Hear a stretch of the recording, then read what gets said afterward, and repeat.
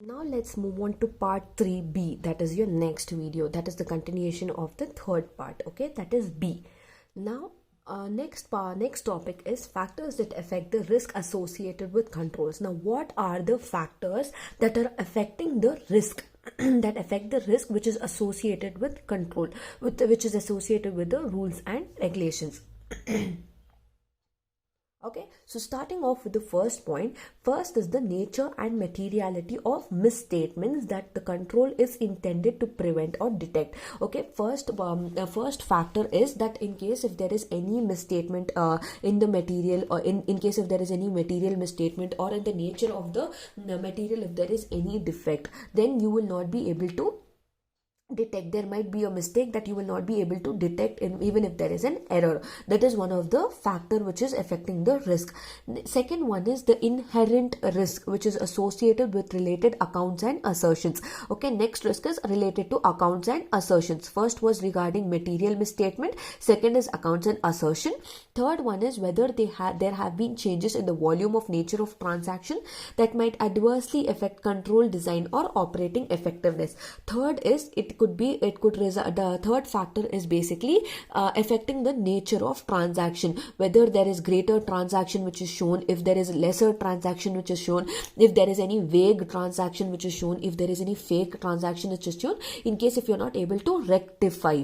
Okay, fourth one is whether the account has a history of errors. Okay, next is the effectiveness of entity level control. Okay, whether whatever controls are there on the entity level, whether they are effective, and able to reduce risk, if they are able to monitor good control, if they are able to carry out their rules and regulations properly, if they are able to monitor effectively. That effectiveness also can be one of the factor which can affect the risk.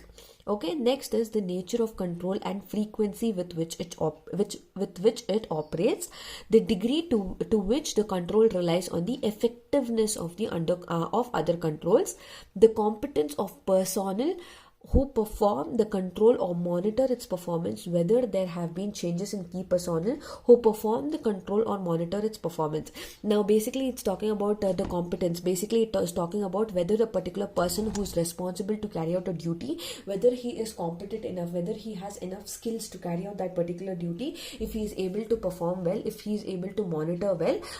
If he is not able to do that, then that will also become one of the challenges and one of the factors that will be affected with the that will be one of the risk which is associated with control.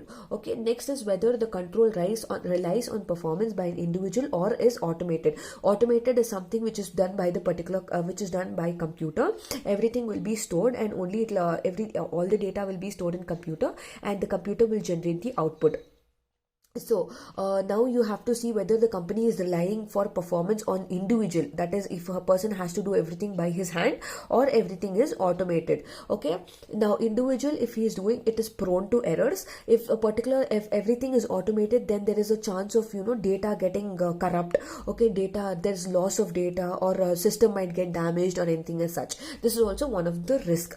Next is 10th one is the complexity of control and the significance of judgments that must be made in connection with its operation. Okay, what is the complexity? Now complexity of control is basically, now suppose even we have rules and regulations, even we are expected to follow certain rules and regulations, right? So in case if the rules and regulations are something that we cannot understand, can we be able to follow it? No. So you need to reduce the complexity of control. That is basically, it should be made it should be very easy enough. It should be able to the people should be able to understand, and people should know what are their limits. Okay, so in that way control should be less complex. Okay, if it is more complex, what will happen? It will become one of the factors which will be associated with the risk associated with control. So these are the 10 factors which are associated that affect the risk which is associated with control. Okay, now moving on to your next topic, it is obtaining written representation in audit. Now obtaining written representation as audit is basically any report in auditing is written document. Now everything is written. Why? Because it is acting like a proof. It is an evidence that auditing is being done, and this is the kind of auditing that has been done. This is the information that has been given, and this is the final result of the audit. So whatever audit is, it is always in written representation. Now basically written representation Now, obtaining written representation is basically, now whenever an audit of internal control over financial reporting is done, the auditor should obtain written representation from the management. Okay, he should obtain written representation from the management. Now, what he should accept, what he should take is basically, what are the things that he needs to consider in the written representation is, first point is acknowledging management responsibility for establishing and maintaining effective internal control over financial reporting.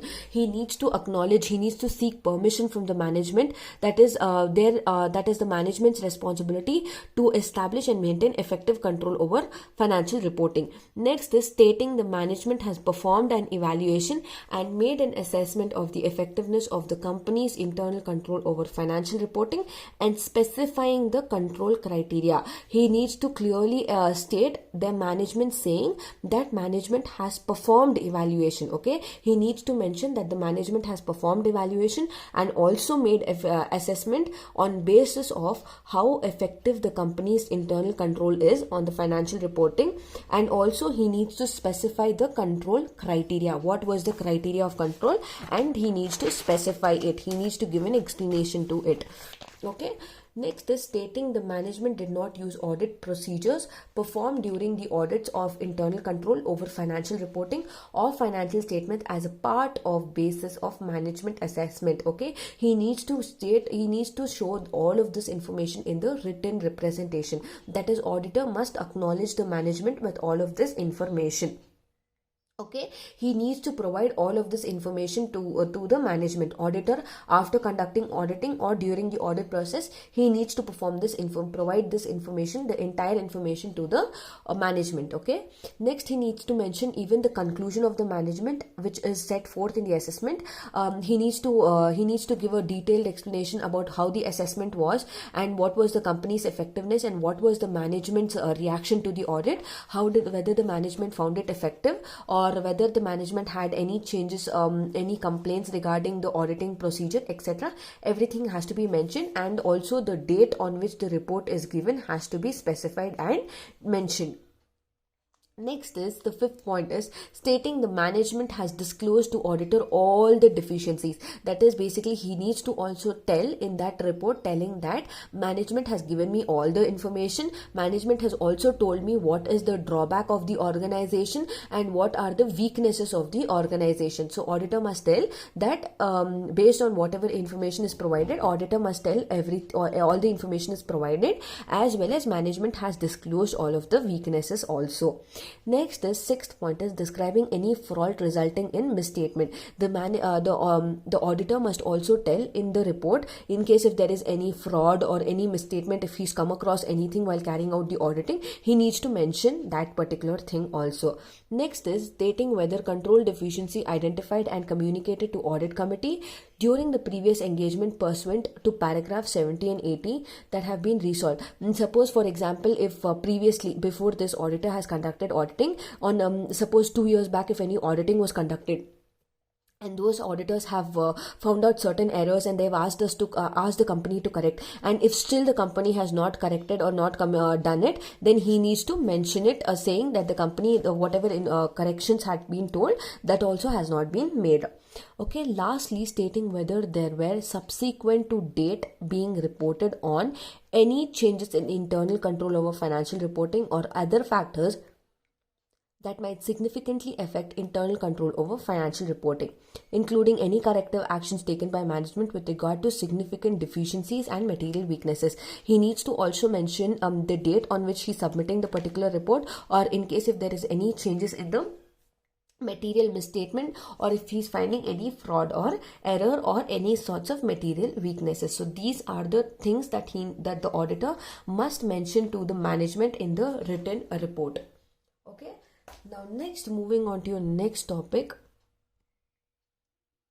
It is auditor. Now, who is an auditor? Auditor is basically the person who belongs to the top management of the company, right? Now, auditor, as per section 139 of the Companies Act 2013, lays down that the first auditor of the company, okay, the first auditor of the company will be appointed by the board of the organization. Okay, the first auditor will be appointed within 30 days of incorporation of the company. Now you know what is incorporation of the company, right? That is starting of the company. Within 30 days of incorporation, the first auditor will be appointed through the first annual general meeting. You would have studied this in your corporate structure and administration in your first year. That is the appointment of auditor, right? So from the now, in case if the board does not, in case if the board fails to appoint an auditor in the first, and within the 30 days of incorporation, then an annual general meeting will be called within 90 days to appoint the first auditor. Now, it is basically what happens is, in case if they're not able to appoint the first auditor in the first within the 30 days of incorporation, then they'll call an annual general meeting, and in that particular annual general meeting, they will conduct voting based on who is capable. They will appoint them as the first auditor. Tenure, till what time will he be able to carry out that particular, he will be in the auditing is till conclusion of first annual general meeting. See, till when will he be the first auditor is till the first annual general meeting, till the next annual general meeting he will be there. Okay, next is your remuneration. Now, what is the remuneration? What is the fee that will be paid to the auditor? Okay, that is the appointment of first auditor. Okay, the appointment of first auditor is governed through section 139 subsection 6, which starts with non-obstacle clause notwithstanding any contained in subsection 1. So what it's trying to say is basically the remuneration is completely decided by the board. Okay, according to section 142 subsection 1, the remuneration of the auditor is decided by the board. Now, whatever the company is paying the auditor, that or that particular amount of remuneration will be decided by the board of directors of that particular company. Okay. Now, next is the procedure to appoint the auditor. Now, procedure to appoint the auditor is, firstly, what is happening is they are proposing the auditor, okay, regarding the intention of the appointing him. Now, based on his appointment, they are proposing the auditor, saying that he is eligible and he is eligible and he has the necessary qualifications, so we might consider him to be the auditor of the company. Next is obtain a consent and a certificate from auditor. Okay, next you have to obtain a consent and certificate from auditor that he has to be appointed. Next is, if the audit committee required to be constituted under section 177, then obtain its recommendation. Okay, then you have to obtain the recommendation of the audit committee also. After doing all of this, you need to call a board meeting, tell that you need to approve the appointment of auditor at the first board meeting, and intimate the auditor and file with ROC from ADT 1 within 15 days. Okay, basically first you need to propose the auditor, then you need to then the auditor has to take then from audit committee you have to take permission, then you have to obtain a consent certificate, then you need to call a board meeting, then appoint the auditor, and similarly you need to file the appointment of the auditor with the ROC within 15 days. Okay, so this is your procedure of appointment of first auditor. Now, what is the procedure? Now, how are you going to appoint the first auditor? The first auditor, as per section 224 subsection 5, the first auditor is appointed by the board of directors by passing a board resolution, right? Okay, next is the tenure of first auditor is from the date of appointment to the first annual general meeting. That is till whenever the date is being decided for first annual general meeting, till that time he will be as an auditor working in that particular company. Okay, next is the appointment of first auditor will not be valid if the name of the first auditor is merely mentioned in the articles of association. Okay, in case if there is no name is mentioned, in case in the articles of association, if the auditor's name is not mentioned, if it is not mentioned, then the appointment of auditor will not be valid. Okay, then the first auditor can be removed without obtaining government's approval. In case if he's done any wrong activity, in case if he's involved in any fraud or anything as such, if the auditor is not doing his duty properly, then he can be removed even without taking the government's permission. Now, next is consideration and appointment and recommendation of name. Okay, Now girls, I would like to you all to take down the notes from your textbook and not from the PowerPoint presentation. That is as per how the appointment of auditor is going. That is appointment, who is an auditor, the definition of auditor, the tenure, saying the tenure is 5 consecutive years, is subject to ratification by shareholders. Then his remuneration, then the consideration of appointment, when will he be considered to appoint, then recommendation of name. Basically the procedure depends on whether the audit committee is required to be constituted or not. Okay, in case depending on the nature and size of the organization, if they feel that they have enough space to have an audit committee, then they can go ahead with it. Then constitution of audit committee, which is required, all of this information has to be mentioned. Okay, then audit committee not required. Okay, this is the procedure in which you write this particular answer, that is appointment of auditor in the first annual general meeting.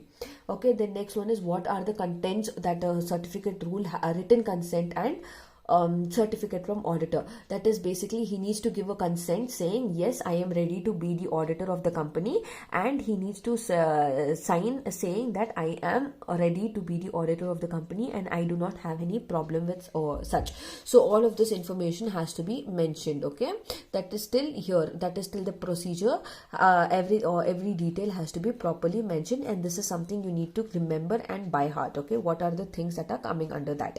Next one is your next topic is your reappointment of auditor. Now reappointment is basically once the auditor has completed his 5 years till the next annual general meeting, then in case if he's doing excellently well, if he's really good, he can also be reappointed. Okay, but what are the things that needs to be considered that when he is reappointed is he is not disqualified for reappointment. In case if the auditor has completed his first tenure, he is not disqualified for reappointment. That means he still has a chance to be reappointed again for the next 5 consecutive years. Okay, then he has not given a company a notice in writing of his unwillingness. Now next, when he can be appointed is basically if the auditor is willing to work in the company, and if he is not given any sort of unwillingness, or if he's not shown any lack of interest. Okay, only then he will be reappointed. Then a special resolution has not been passed at the meeting appointing some other auditor or providing expressly that he shall not be reappointed. In case if there is any information which is mentioned as such, like this is the particular auditor, now we do not want to reappoint him or anything, until this information is not told, then he has all the chances of being reappointed again. Okay, next is rotation of auditors. Now what is this rotation of auditors? Basically, according to section 139 subsection 2, no listed company or companies as prescribed shall appoint or reappoint. Okay, now first one, an individual as auditor more than 5 years. Okay, more than 5 years on a term of more than 5 consecutive years. Okay, in case if he is appointed for 5 years, then next 5 years again he can be appointed, but not more than that. Next is an audit firm as auditor for more than 2 terms of 5 consecutive years, if he is given 2 chances of repeating his auditing position. So this is with the part 3 of the PowerPoint presentation. This was your part 3B slide. Okay, I will come back with the next video of part 4. Thank you for watching, girls.